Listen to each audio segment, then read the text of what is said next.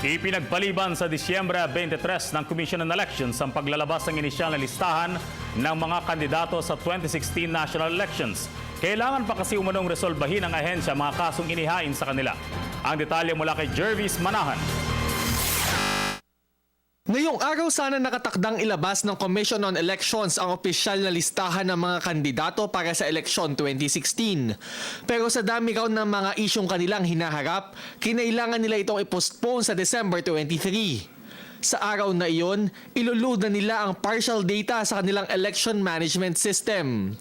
Pero paglilinaw ni COMELEC Chairman Andres Bautista, inisyal na listahan pa lang ang kanilang ilalabas dahil posible pa itong madagdagan o mabawasan. Yung ding proseso intindihin natin, no? So magkakaroon ng initial data na ipapasok nga sa aming election management system, gagawa tayo ng mga ballot phases. Kumbaga makikita niyo yung mga balota with the names, okay, of candidates.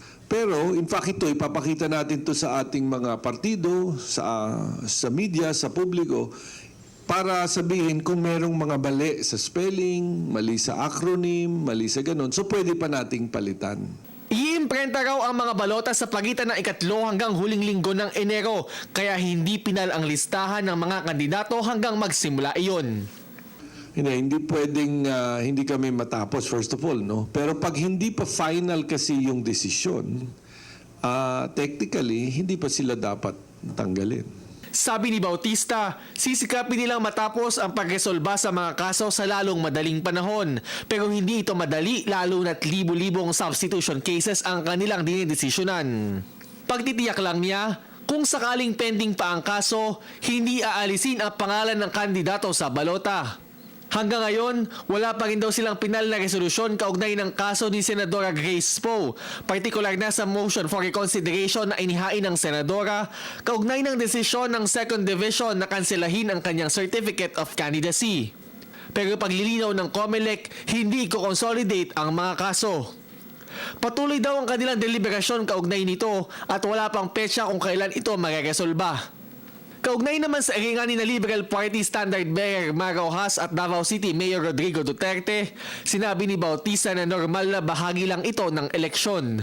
Sa huli, naniniwala raw siya na makakapili ang sambayan ng Pilipino ng tamang kandidato pagdating ng eleksyon 2016. Let the voters decide, no? Kung ano ba sa tingin nila na hindi rin pwedeng, as you know, elections are not for the onion skin, no?